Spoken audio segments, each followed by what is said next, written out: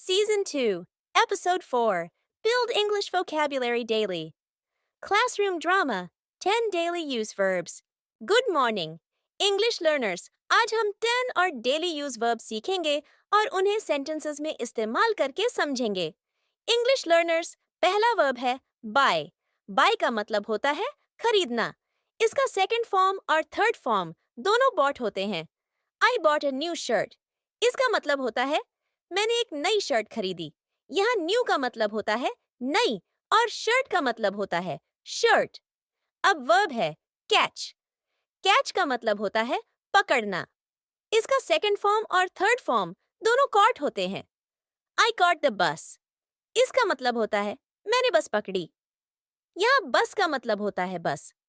अब वर्ब है teach. Teach का मतलब होता है सिखाना. इसका सेकंड फॉर्म और थर्ड फॉर्म दोनों टॉट होते हैं. I teach English. इसका मतलब होता है मैं अंग्रेजी सिखाती हूँ. यहाँ इंग्लिश का मतलब होता है अंग्रेजी. अब वर्ब है लर्न. लर्न का मतलब होता है सीखना. इसका सेकंड फॉर्म और थर्ड फॉर्म दोनों लर्न्ड होते हैं. I learn English every day. इसका मतलब होता है मैं हर दिन अंग्रेजी सीखता हूँ. यहाँ एवरी डे का मतलब होता है हर दिन. अब वर्ब है मीट. मीट का मतलब होता है मिलना. इसका सेकंड फॉर्म और थर्ड फॉर्म दोनों मेट होते हैं. I met my friend. इसका मतलब होता है मैं अपने दोस्त से मिला. यहाँ फ्रेंड का मतलब होता है दोस्त. अब वर्ब है रन. रन का मतलब होता है दौड़ना. इसका सेकंड फॉर्म होता है रैन और थर्ड फॉर्म होता है रन.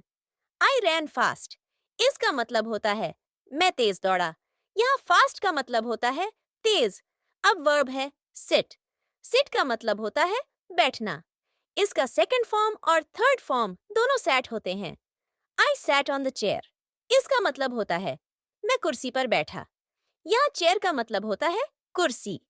अब वर्ब है स्टैंड. स्टैंड का मतलब होता है खड़ा होना. इसका सेकंड फॉर्म और थर्ड फॉर्म दोनों स्टूड होते हैं.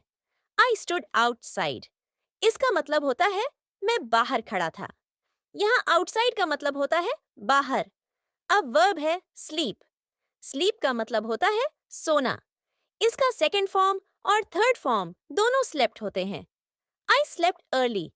इसका मतलब होता है मैं जल्दी सो गया. यहाँ अर्ली का मतलब होता है जल्दी. अब आखिरी वर्ब है वेक. वेक का मतलब होता है जागना. इसका सेकंड फॉर्म होता है वोक और थर्ड फॉर्म होता है वोकन. आई वोक अप अर्ली.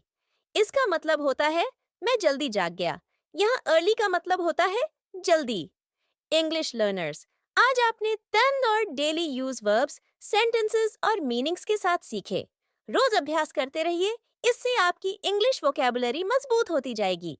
अगले एपिसोड में हम फिर 10 नए यूजफुल वर्ब्स सीखेंगे.